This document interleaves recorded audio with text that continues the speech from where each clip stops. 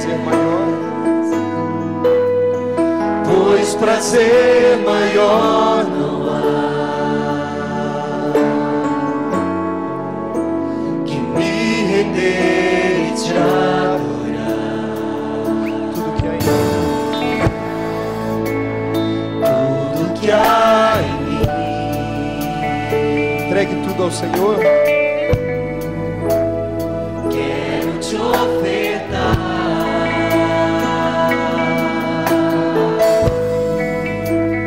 Mas ainda é pouco, eu sei. Se comparado ao que ganhei, não sou apenas servo, meu amigo me tornei.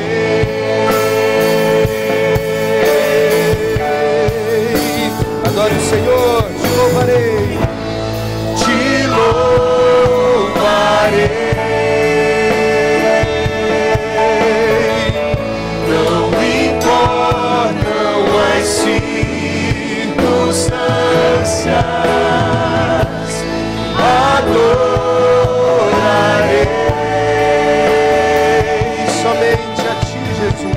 somente a ti, Jesus. Apenas as mulheres perto quero estar.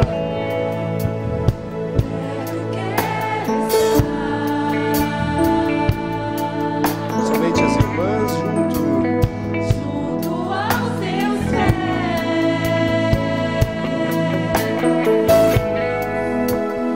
pois prazer maior não há que me render e te adorar. Os homens, tudo que há em mim, Tudo que há em mim,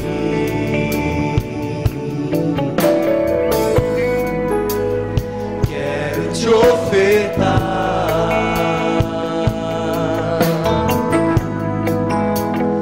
Mas ainda é pouco, eu sei. Se comparado ao que ganhei, toda a igreja. não sou apenas servo, meu amigo me tornei.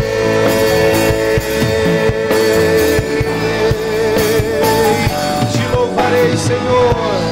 Te louvarei, não importam as circunstâncias, adorarei somente a ti, Jesus. Te louvarei, Senhor. Te louvarei, não importam as circunstâncias,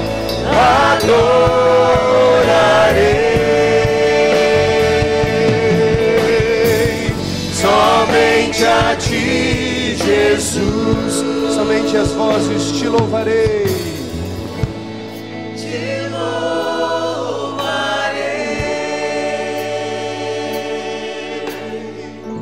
não importam as circunstâncias,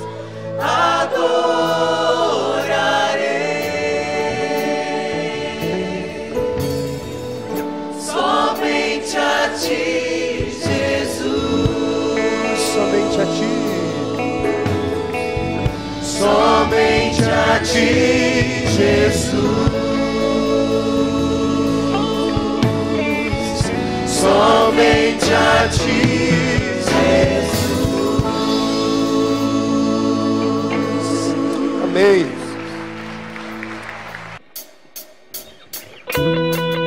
Palmas.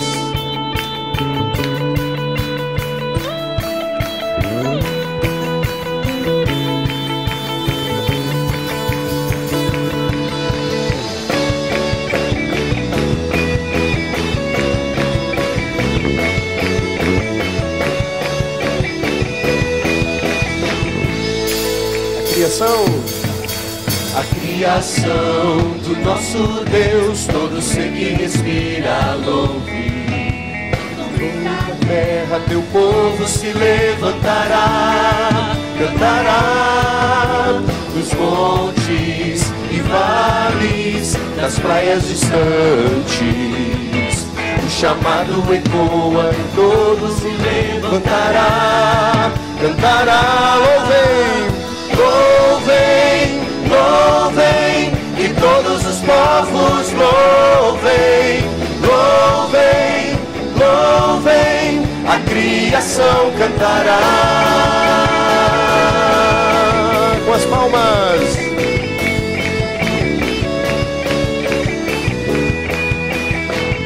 Do início a criação. A criação do nosso Deus, todo ser que respira louve. Dos confins da terra o teu povo se levantará, cantará dos montes e vales, das praias distantes. O chamado ecoa, teu povo se levantará, cantará. Louvem, louvem, louvem, que todos os povos louvem, louvem, louvem, a criação cantará. Louvem, louvem, louvem, que todos os povos louvem, louvem, louvem, a criação cantará.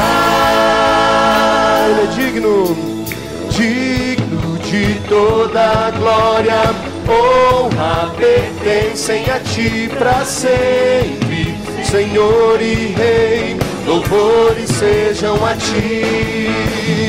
Digno de toda glória, honra pertencem a ti para sempre, Senhor e Rei, louvores sejam a ti. Ele é digno, digno de toda glória, honra e louvor a ti pra sempre, Senhor e Rei, louvores sejam a ti. Louvem, louvem, louvem, que todos os povos louvem, louvem, louvem, a criação cantará. Louvem, louvem, que todos os povos louvem, louvem, louvem, a criação cantará. A criação cantará, a criação cantará. amém. Que todos os povos possam louvar o nome do Senhor.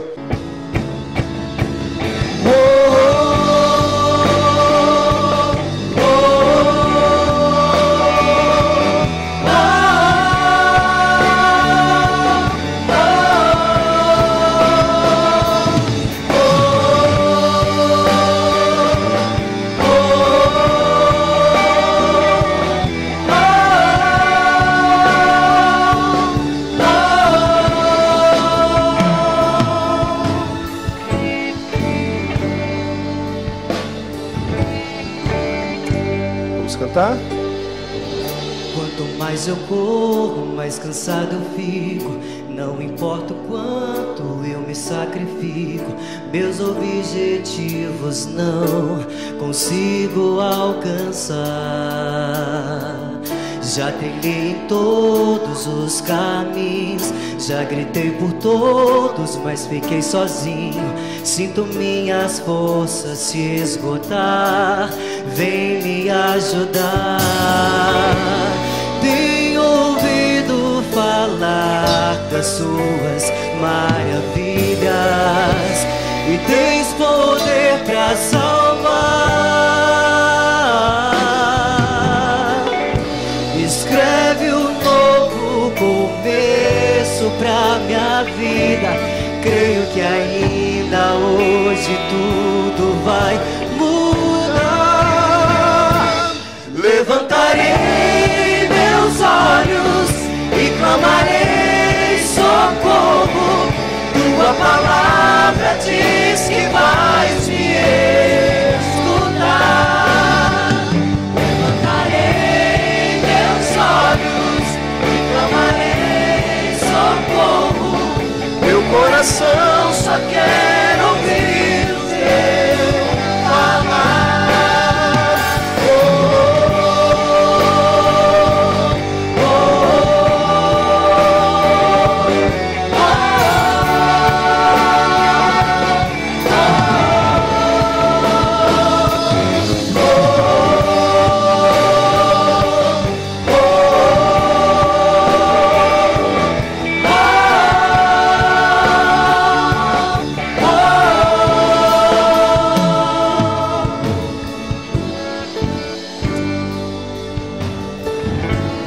Início. Quanto mais eu corro, mais cansado eu fico. Não importa o quanto eu me sacrifico, meus objetivos não consigo alcançar. Já trilhei em todos os caminhos, já gritei por todos, mas fiquei sozinho. Sinto minhas forças se esgotar. Vem me ajudar. Tenho ouvido falar das tuas maravilhas e tens poder pra salvar. Escreve um novo começo pra minha vida. Creio que ainda hoje tudo vai mudar. Levantarei meus olhos e clamarei socorro. Meu palavra diz que vais me escutar. Levantarei meus olhos e clamarei socorro. Meu coração só quer ouvir o teu falar. Levantarei meus olhos e clamarei socorro. Tua palavra diz que vais me escutar. Levantarei meus olhos e clamarei socorro. Meu coração só quer ouvir o teu falar. Deus, essas pessoas, Senhor, que estão aqui, ó Deus, diante da Tua igreja, mas diante do Senhor também, ó Deus, nós sabemos que chega um determinado momento, ó Deus, que para o homem é impossível, e nós estamos abatidos, nós ficamos abatidos, ó Deus, quando recebemos uma notícia como essa, quando entendemos que não há mais o que fazer. Ó Deus, são tantos casos assim, tantas pessoas que carecem, ó Deus, de uma intervenção que só pode vir do Senhor. Mas como nós ouvimos hoje pela manhã, ó Deus, nós cremos, ó Deus, que o Senhor é o Deus das intervenções. O Senhor é o Deus que pode mostrar para cada um de nós que o Senhor está no controle de todas as coisas. O Senhor é mostrado na Bíblia que o Senhor está sempre sentado no seu trono e não se abala apesar da rebelião na terra. O Senhor não se abala apesar dos sofrimentos, apesar da desobediência nossa. O Senhor sempre está no seu trono, mostrando que é soberano sobre todas as circunstâncias. As pessoas que aqui estão, ó Deus, clamando, ó Deus, seja por emprego, ó Deus, abra as portas do emprego, ó Deus, que eles possam, ó Deus, ter de onde vir o seu provento, ó Deus, isso é bênção do Senhor. Aqueles que carecem, ó Deus, por relacionamentos, ó Deus, aonde o homem diz que não há mais o que fazer, não há mais saída, ó Deus, vem com sua providência, toque nesses relacionamentos. A saúde, ó Deus, quantas pessoas que carecem, ó Deus, de uma bênção especial para a saúde. Nós clamamos, ó Deus, pelas tuas misericórdias, ó Deus. O Senhor é um Deus tão bom, um Deus que é bom o tempo todo. E nós cremos que o Senhor pode dar também a bênção da saúde. O Senhor pode dar a cura, ó Deus. Nós clamamos pela cura para essas pessoas. Deus, aqueles que carecem de cura para suas almas. Os espíritos, ó Deus, as almas, ó Deus, que estão abatidas, desanimadas, ó Deus. Repreende, ó Deus, o inimigo na vida dessas pessoas. Que o Senhor, ó Deus, possa fazer com que elas possam sentir novamente a alegria da salvação no Senhor, a alegria de vir à tua casa, de fazer parte da tua igreja. Desperta aqueles que dormem, ó Deus, no sono espiritual. Traga-os, ó Deus, para juntos celebrarmos e participarmos de momentos como estes aqui. Nós te louvamos e cremos, ó Deus, na tua providência, que possa ser uma semana de vitória para o teu povo. É no nome de Jesus que nós oramos, já agradecidos pelas bênçãos. Amém. Deus abençoe a vida de vocês.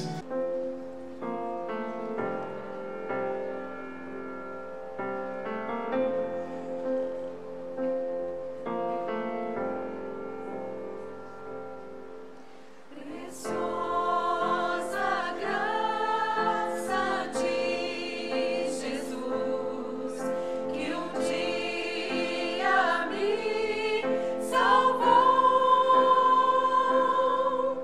perdi.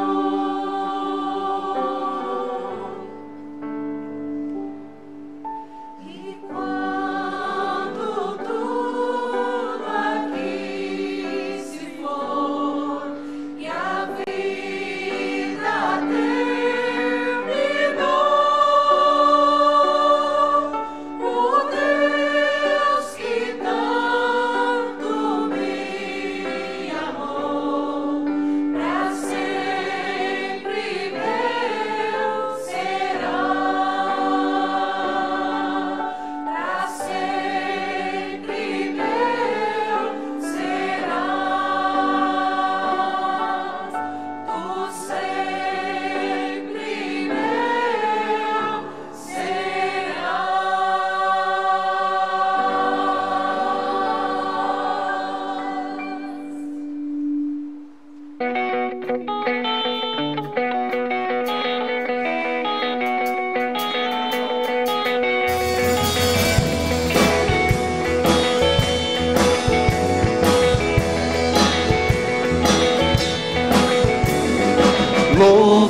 louvai, Cristo bom mestre divino, por nós na cruz ele sofreu, morreu. Perdão, perdão, hoje aos contritos outorga, pois precioso sangue na cruz verteu. Sim, louvai-o, ei-lo tão exaltado, mediador que nunca nos faltará. Louvai, louvai, falai da sua grandeza, do perdão, da graça que a todos dá.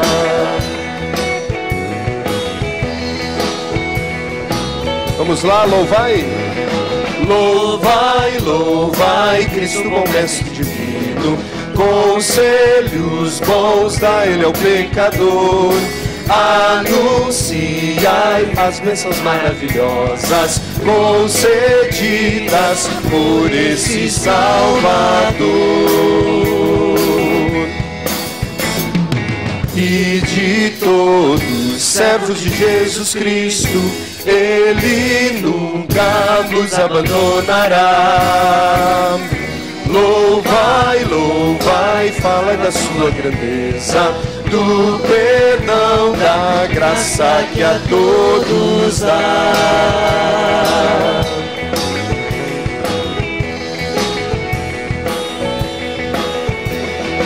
Louvai, louvai, Cristo bom mestre divino, cantai, cantai, seu grande amor cantai, fiéis cantai, de coração bem unidos, seu poder e glória louvai, louvai.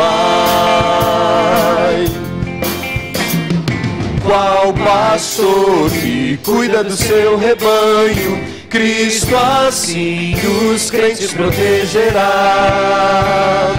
Louvai, louvai, falai da sua grandeza, do perdão, da graça que a todos dá.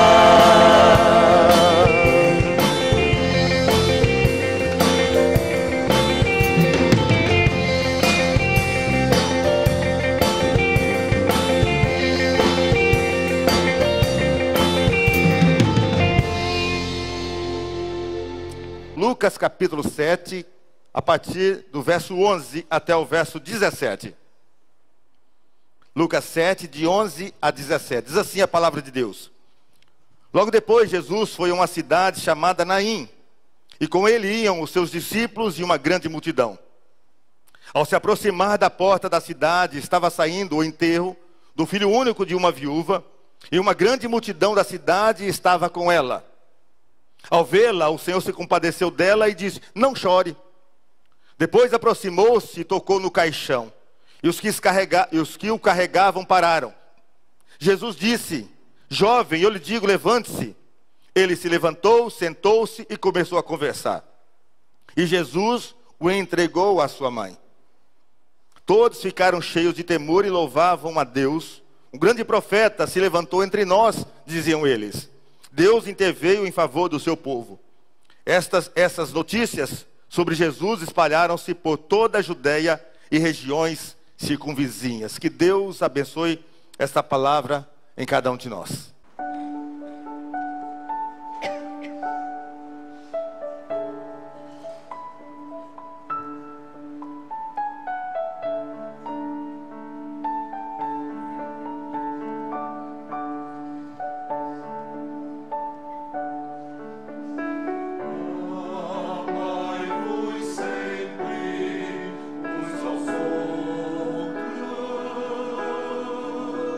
Seja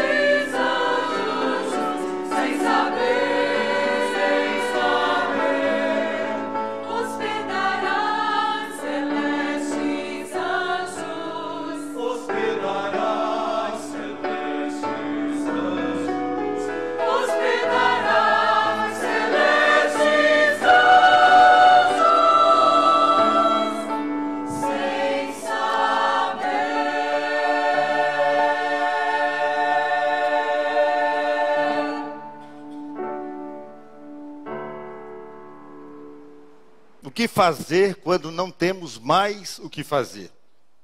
É bem provável que você, em algum momento, já tenha chegado a essa situação. Está vivendo alguma questão e chegou a esta conclusão que já não tem mais o que fazer. E sabe, meus irmãos, existem de fato algumas situações em que nós não temos mais o que fazer. E a verdade é que nós lutamos muito na vida. Lutas diferentes, em áreas diferentes. E é provável que aqui, entre nós, haja alguém lutando, e alguém lutando pela sua família. Uma luta conjugal, uma luta com problema com o filho. Há talvez aqui também alguém lutando em função de uma crise financeira. Ou talvez também alguém lutando pela falta de emprego. Ou talvez alguém lutando também em questão de uma enfermidade na sua própria vida ou na vida de algum familiar. O fato é que todos nós lutamos muito na vida. Ninguém aqui, eu tenho certeza disso, que pode dizer que tem uma vida totalmente tranquila, ao ponto de dizer que não tem nenhuma luta. Mas as razões, de fato, da nossa luta são diferentes. Mas a expectativa é uma só, é de vencer aquela luta, de vencer aquela batalha.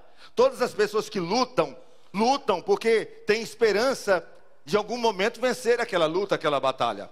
Mesmo que as chances sejam pequenas, mesmo que a luta seja gigantesca, mesmo que tudo pareça tão distante, tão cansativo, toda pessoa que luta porque acredita que em algum momento ele vai vencer aquela batalha. Ele acredita que em algum momento, alguma coisa vai acontecer, algum milagre vai acontecer, e de que aquela batalha, em algum momento, terminará em triunfo.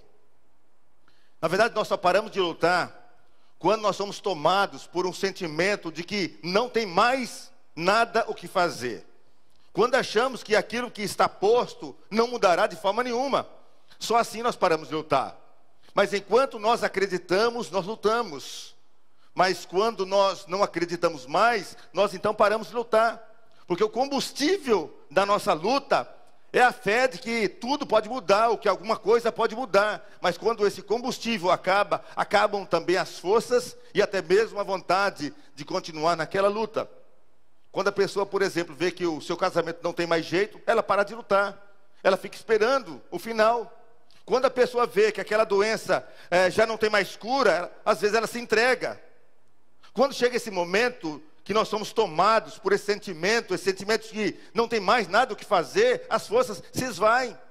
Então, nesse sentido, e aqui aplicando esse texto que nós lemos, a morte é o auge dessa impossibilidade de mudança. Porque quando ela chega, tudo acaba. Não resta mais nada a fazer diante da morte. Então é isso que aconteceu aqui nesse texto que nós lemos. O texto fala de uma morte, de um filho único, de uma viúva. E a morte desse filho era alguma coisa que não dava para ser mudado na vida daquela família, na vida daquela mãe. O que ela ia fazer diante daquela morte? Absolutamente nada. Ela não tinha mais nada o que fazer. Agora, meus irmãos, imagina a dor dessa mãe, viúva, e agora perde o seu único filho. Aquele menino que certamente era a sua alegria. Aquele menino que certamente era a sua esperança. Aquele menino que certamente causava entusiasmo, causava alegria, trazia alegria para ela. E ela é viúva, agora ela está enterrando o seu único filho. Então já é a segunda vez, pelo menos, que ela passa por essa situação de sepultar alguém. Porque ela era viúva, então enterrou o seu marido. E agora estava sepultando o seu único filho. E quando há uma repetição de fatos difíceis na nossa vida, aquilo sugere uma escrita. Nós tendemos a achar que de agora em diante, em função da repetição, as coisas continuarão daquela forma. Por exemplo, a pessoa tem uma empresa, e aí a empresa dele faliu. Ele vai lá com muito esforço e abre outra empresa, inaugura outra empresa, mas em determinado momento, passado algum tempo, aquela empresa também vem a falir. E ele então não quer mais abrir novas empresas, porque aquela repetição sugere para ele uma escrita, alguma coisa que vai continuar.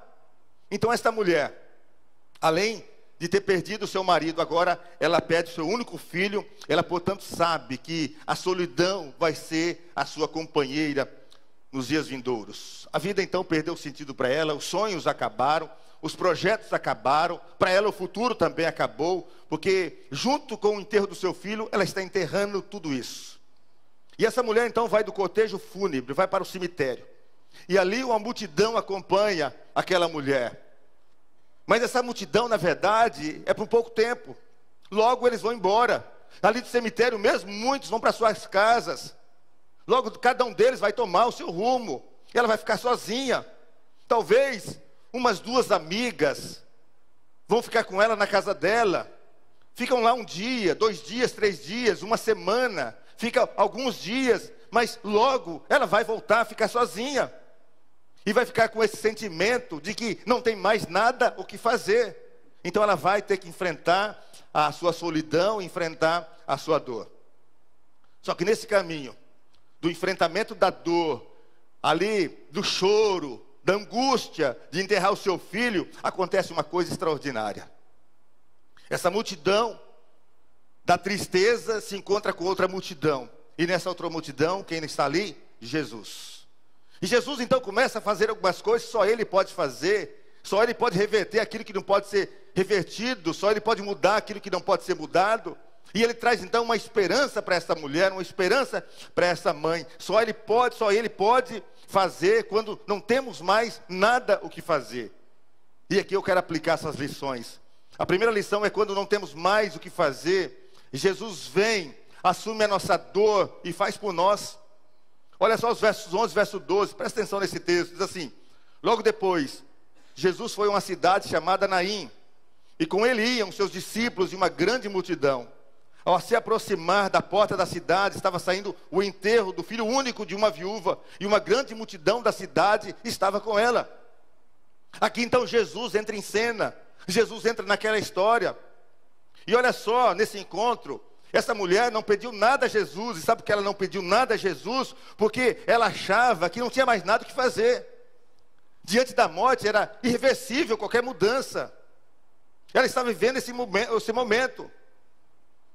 Tem pais que pedem coisas para Deus. Nós pais pedimos coisas para Deus. Como aquela mãe que, diante da sua filha endemoniada, pediu a cura, a libertação para sua filha.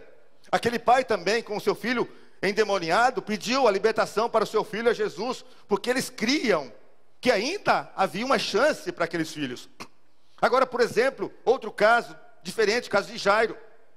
Jairo vai ali pedir pela sua filha, mas quando ele está ali falando com Jesus, os seus amigos chegam e dizem: olha, não incomode mais o mestre, porque a sua filha morreu. Ou seja, não tem mais o que fazer. Agora é irreversível a situação, veio a morte. Sentimento igual tiveram as irmãs de Lázaro, Marta e Maria. Elas mandaram chamar Jesus quando Lázaro ainda estava doente. Mas quando Jesus chega, Lázaro já estava morto, já estava enterrado, sepultado há 4 dias. E aí então Marta olha para Jesus com esse sentimento de que não tem mais nada o que fazer, e diz: olha, Senhor, se o Senhor tivesse chegado antes, o meu irmão não teria morrido. Agora é irreversível, agora está morto. E essa mulher aqui do texto que nós lemos, a mãe, também não pede nada para Jesus, porque ela acha que não havia naquele momento mais nenhuma oportunidade de bênção para a sua vida, e por isso ela não pede. Para essa viúva, meus irmãos, para Jairo, para Marta, e para nós também muitas vezes, só tem uma solução quando o irreversível não se estabeleceu. Mas quando Marta acha que não tem mais nada o que fazer, quando essa mulher acha que não tem mais nada o que fazer, quando Jairo também acha que não tem mais nada o que fazer, Jesus volta para Marta, por exemplo, e responde: se você crer, você verá a glória de Deus. Ou seja, não há irreversível para Jesus. E ali então, nesse encontro dessas 2 multidões, como eu disse, acontece essa coisa extraordinária, porque essa mulher está com essa multidão seguindo para o cemitério, olhando para o morto, e se encontra com essa outra multidão que está seguindo a vida, seguindo Jesus. Então olha só a diferença do foco, do olhar dessas 2 multidões. Enquanto uma multidão olha para a morte, a outra multidão olha para Jesus. Enquanto à frente, o ponto de referência de uma multidão é um defunto, a outra multidão, o ponto de referência é Jesus, olhando para Jesus. Uma está seguindo a morte, mas outra está seguindo a Jesus. Uma eufórica seguindo a Jesus, alegre, cheia de esperança, entusiasmada, certamente, ou talvez cantando. A outra chorando, triste, amargurada, olhando para aquele morto. E são essas duas multidões que nós encontramos todos os dias. Uma multidão cheia de esperança, outra multidão angustiada. E o que diferencia, na verdade, essas duas multidões é o sentimento que elas nutrem. Porque uma está olhando para aquilo que é reversível, quando eles acham que não tem mais nada o que fazer. A outra está seguindo aquele que tem poder de reverter toda e qualquer situação. Então, enquanto uma segue o defunto, olha para o defunto, olha para a morte, a outra olha para a vida. Uma está sendo guiada pelas circunstâncias que pareciam reversíveis. A outra está sendo guiada por Jesus. Meus irmãos, quantas e quantas vezes nós estamos nessa multidão seguindo a morte, ou que as circunstâncias têm direcionado e têm tomado conta de nós. E somos então conduzidos por essas circunstâncias que parecem irreversíveis. E chegamos a essa conclusão também, olha, já não tem mais nada o que fazer. E todas as vezes que isso acontece, nós ficamos com esse sentimento, olha, já não tem mais nada o que fazer. Porque naquele momento, o elemento motivacional da nossa vida não está sendo mais Cristo, ou não está sendo Cristo, mas sim estão sendo as circunstâncias difíceis que nós estamos enfrentando.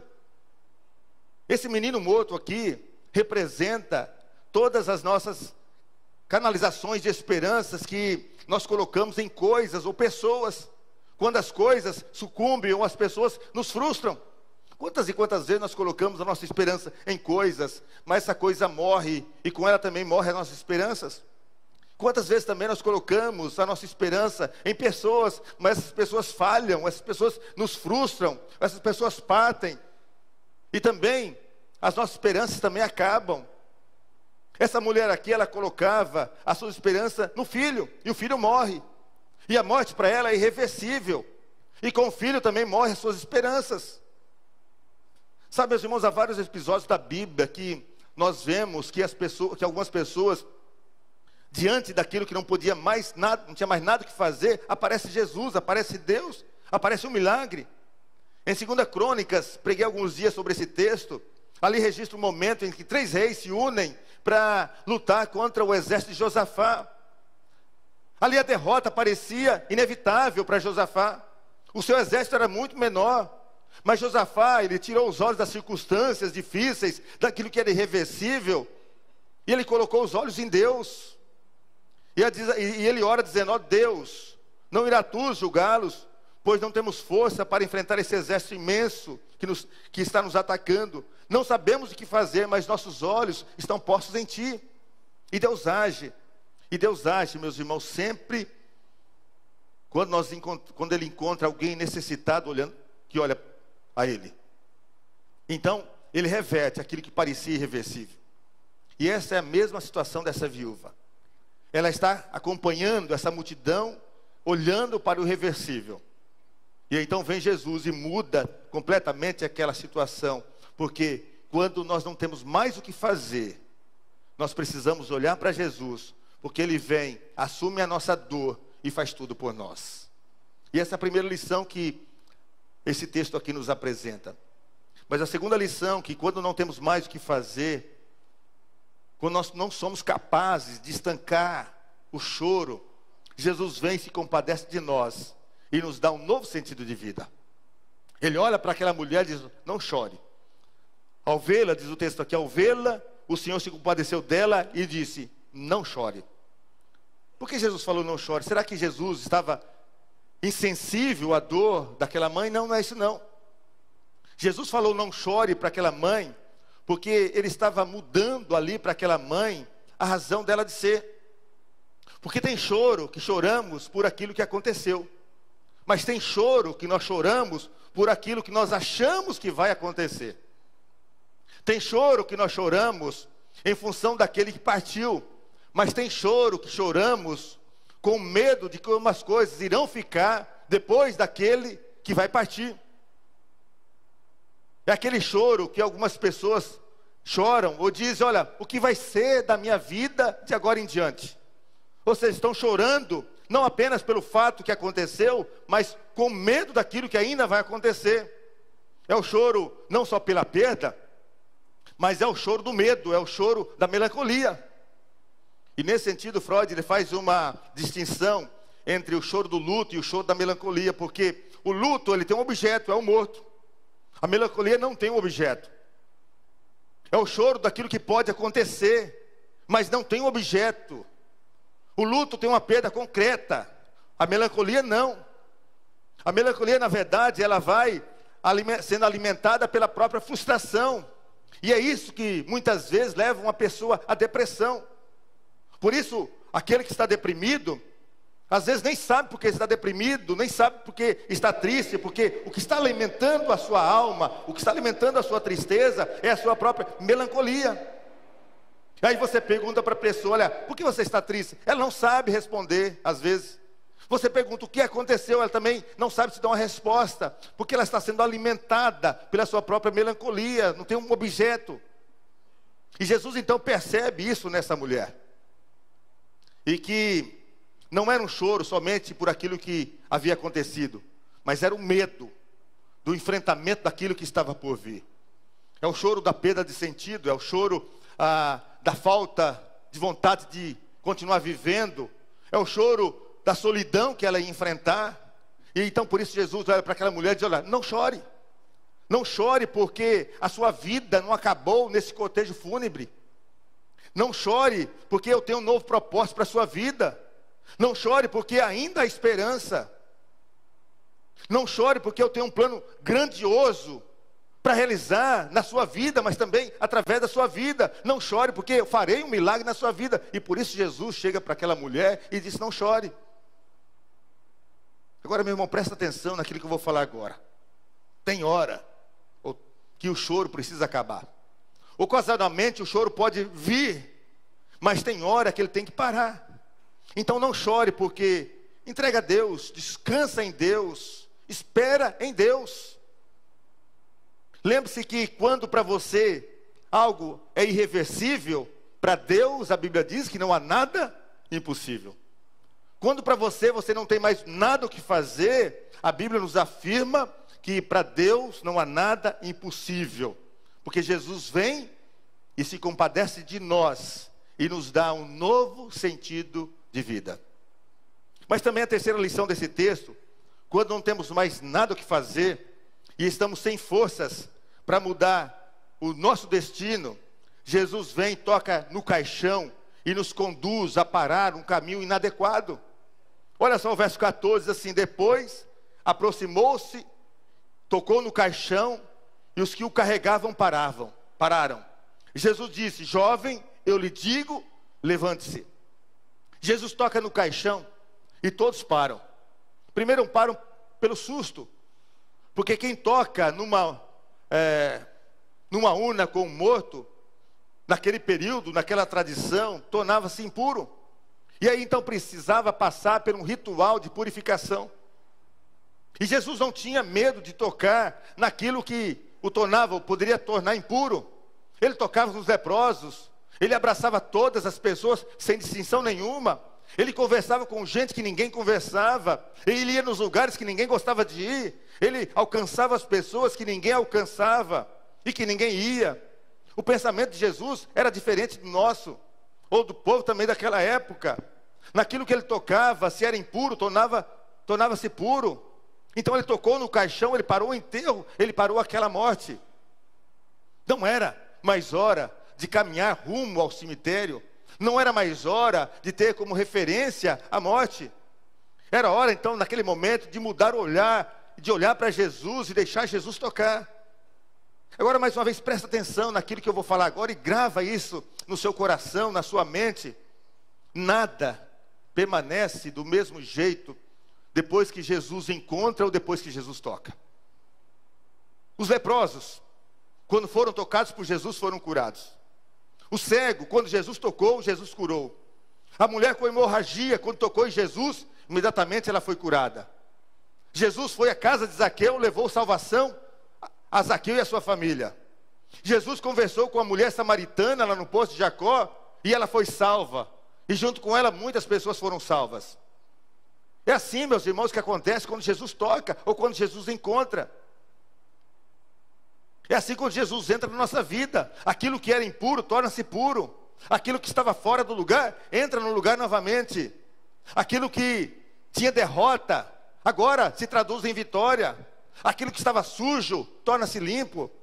Aquilo que não tinha nenhum valor, agora passa a ter um valor expressivo. Agora, para a sua vida, onde Jesus precisa tocar na sua vida? Onde você precisa sentir o toque de Jesus? O toque de Jesus precisa ser no seu casamento?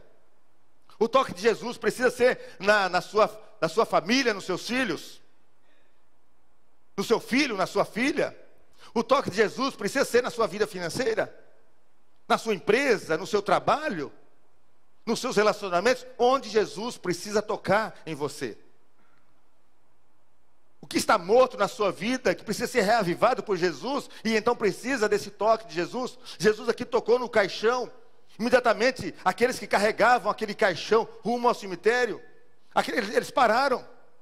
E se Jesus, meu irmão, minha irmã, se Jesus não tivesse parado aquele cortejo fúnebre, eles iam para o cemitério. Então, antes de ressuscitar aquele menino, Jesus precisa parar o cortejo fúnebre.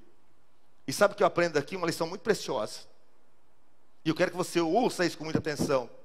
Porque antes de resolver aquilo que precisa ser mudado na sua vida, Jesus precisa interromper os caminhos inadequados que você em algum momento está andando. Porque tem caminho que a Bíblia diz que leva à destruição. Tem caminho que leva à morte. Tem caminho que nos leva ao mesmo destino, não importa quantas vezes nós começamos de novo. Se começarmos a seguir o mesmo caminho. Aquele caminho que eles estavam fazendo, levavam todos eles ao cemitério. E se Jesus não parasse aquele cortejo fúnebre, eles iam sepultar aquele menino. Eles iam enterrar aquele menino.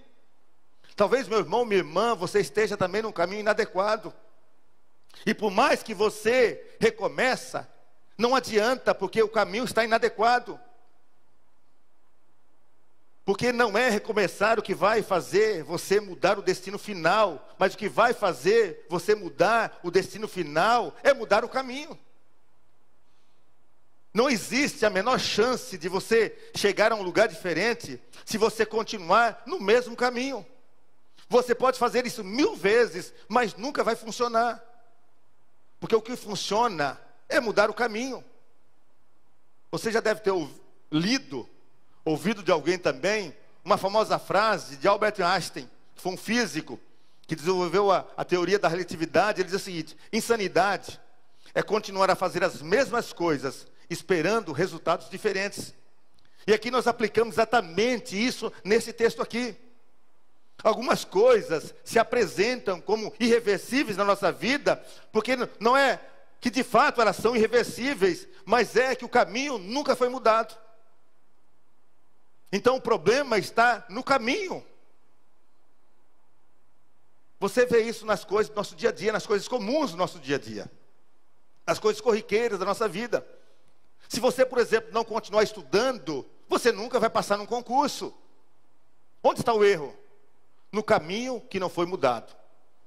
Outra coisa, se você continuar tratando mal alguma pessoa, esse relacionamento nunca vai melhorar. Se você trata mal a sua esposa, o seu marido, o casamento não vai melhorar. Porque o problema está no caminho que não foi mudado. Não é que é irreversível aquela situação. É porque o caminho continua o mesmo. Quando a pessoa entra no caminho de fazer as coisas erradas, o final da verdade sempre será uma tragédia. Não tem outro jeito. Se você não quer chegar onde você vê que todos que tomam esse caminho chegam, você precisa mudar de caminho. Jesus falou que tem caminho que leva à perdição. E muitos andam por esse caminho porque é um caminho largo e um caminho espaçoso. Mas se você não quer esse destino para a sua vida, essa tragédia para a sua vida, você precisa mudar esse caminho. Foi isso que Jesus fez ali com aquela multidão. Mudou a trajetória, mudou o caminho. Na verdade, meus irmãos, você deve escolher o caminho não pelo caminho. Você deve escolher o caminho pelo destino. Às vezes o caminho parece bonito, mas o destino é a morte. Outras vezes o caminho parece difícil, mas o destino é Jesus. O caminho é difícil, mas o alvo é Jesus. A Bíblia diz que tem um caminho estreito, menos espaçoso, mas é esse caminho que conduz à vitória. Jesus então para aquela caminhada, para aquela trajetória, porque se ele não parasse, aquele menino seria sepultado, eles iriam parar lá no cemitério. Então você que está me ouvindo aqui, ou você que está me ouvindo pela internet, talvez chegou a hora de interromper esse caminho que você está indo. Porque se você não fizer isso, aquilo que parece que não tem como mudar, realmente não tem como mudar. E o destino vai ser a morte, o destino vai ser o cemitério, o destino vai ser o sepultamento. Talvez sejam as mentiras que você precisa mudar. Talvez mentiras que tenham contado para manter o relacionamento errado. Às vezes uma traição que, se você não mudar, isso vai destruir a sua vida, vai destruir o seu casamento. Talvez seja o seu namoro que não está santificado, e se você não mudar esse caminho, você não vai ter um casamento abençoado. Talvez seja um vício que você ainda insiste em manter, e você sabe que esse vício vai te levar à destruição, é o caminho que você está, que está te levando à destruição. Então, mude o caminho, para você então mudar o destino final. Ter destino, meus irmãos, que nós só conseguimos enxergar se o caminho que nós estamos é o caminho que Deus nos manda estar. É o caminho da Bíblia, é o caminho da oração, é o caminho do servir, é o caminho do amor, é o caminho da unidade, é o caminho do perdão, é o caminho da intimidade com Deus. Então, se você está vendo que esse caminho que você está te levando a um destino que você não quer chegar, você precisa, então, mudar o caminho. Foi isso que Jesus fez. Interrompeu aquele caminho inadequado. Só tem um caminho que nos leva à vitória, à vida abundante. Esse caminho é por Jesus. E por isso Jesus parou aquele cortejo fúnebre, parou aquele caminho inadequado. Talvez seja por isso que tenha acontecido tantas tragédias na sua vida, tantas coisas ruins, porque o caminho é um caminho inadequado. Mas a quarta lição desse texto também: quando não temos mais o que fazer e não somos capazes de levantar, Jesus vem e nos levanta e nos faz ser canais da graça dele. Olha só, a parte B do verso 14, diz assim: Jesus disse: jovem, eu lhe digo, levante-se. Jesus aqui dá uma ordem a esse menino. Só que é muito engraçado que esse menino está morto. Mas até os mortos ouvem a voz de Jesus. E ele dá essa ordem porque, embora para a mãe, aquele momento, a imagem daquilo que não pode ser mudado, para Jesus não. Aquela situação para Jesus é uma situação normal que pode ser mudada. Nem a morte impede Jesus. Aliás, nada impede Jesus. E Jesus falou com esse menino, igual falou com Lázaro, que estava morto também. E o morto reviveu. Porque para Jesus não há nada que não possa ser mudado. Não há nada que não possa ser transformado. E quando Jesus dá ordem a esse menino, o menino, a Bíblia diz que ele senta e começa a conversar, e eu fico imaginando a alegria dessa mãe, o entusiasmo e as reações dessa mãe. É bem provável que ela tenha abraçado seu filho, tenha beijado muito seu filho. É bem provável que ela se volta para Jesus também, em gratidão, abraça Jesus também. Deve ter abraçado sei lá quantas coisas essa mãe deve ter feito. Mas aquilo que não podia ser mudado, mudou. Aquilo que não havia mais possibilidade de transformação, foi transformado. Por quê? Porque Jesus estava ali. Sabe, a Bíblia não diz a reação dessa mãe, porque o milagre, na verdade, não é sobre a mãe, mas é sobre o menino. A questão não era o quanto o milagre ia fazer aquela mãe feliz, mas a questão aqui é que o menino foi ressuscitado e ele conversou. Porque Jesus, ele não vai ressuscitar nenhum sonho, nenhum projeto seu, se só para no final você ficar feliz com isso. Jesus não ressuscita aquele menino para no final simplesmente a mãe ficar feliz com isso. Jesus ressuscita aquele menino sim, porque ele tem algo a dizer.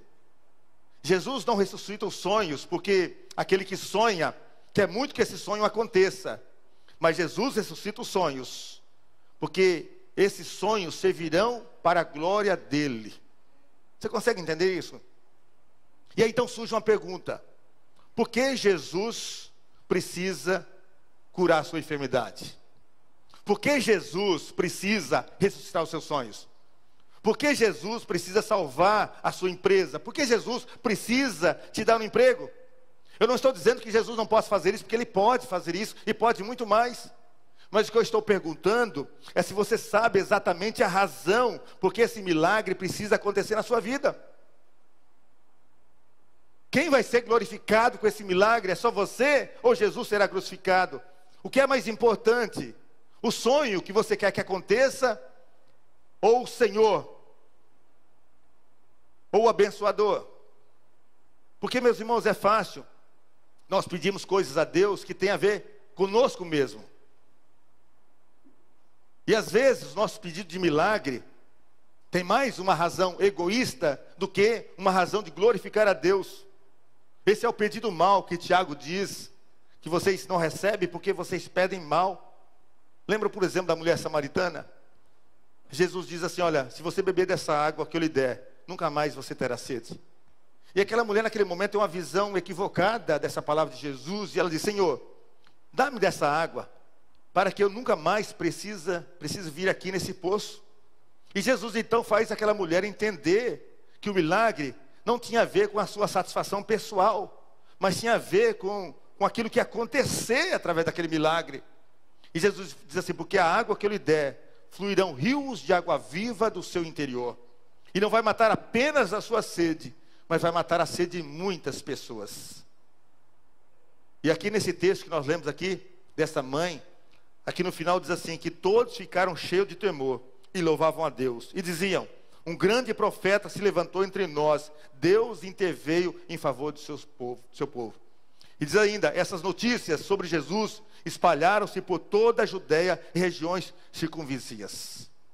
Então, meus irmãos, quando não temos mais o que fazer e não somos capazes de nos levantar, Jesus vem e nos levanta, faz um milagre, mas através desse milagre, Ele também nos faz ser canais da graça dEle na vida de outras pessoas.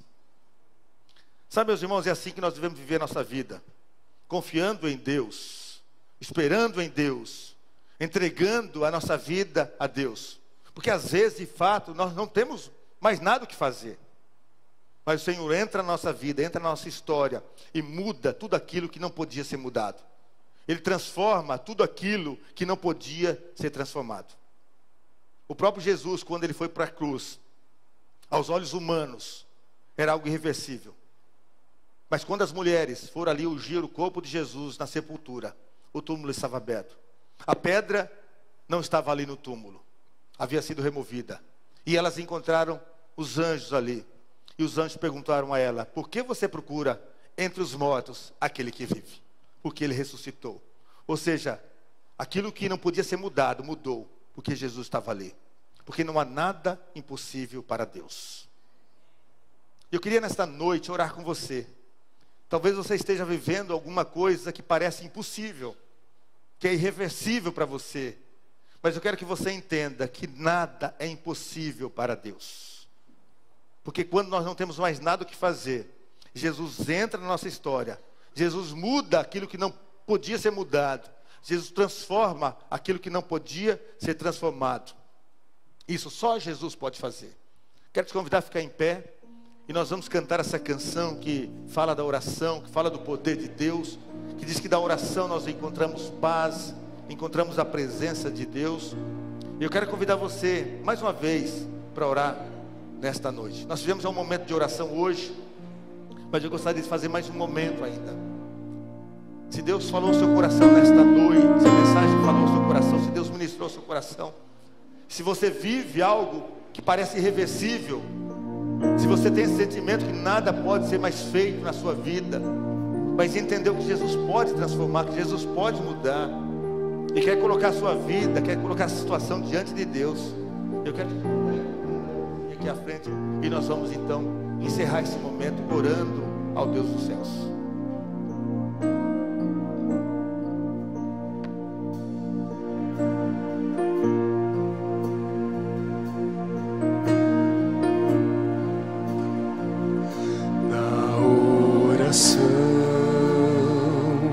Encontro calma, na oração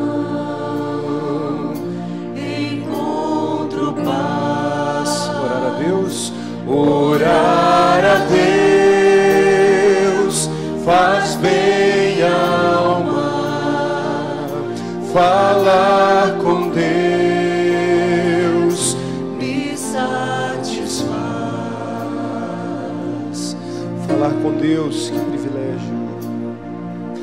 Falar com Deus, que privilégio. Abrir a alma ao Criador, sentir que os céus estão abertos e ouvir a voz do Salvador. Grande é o nosso Deus e as obras que Ele faz, o seu amor não tem limites, em seu perdão encontro paz.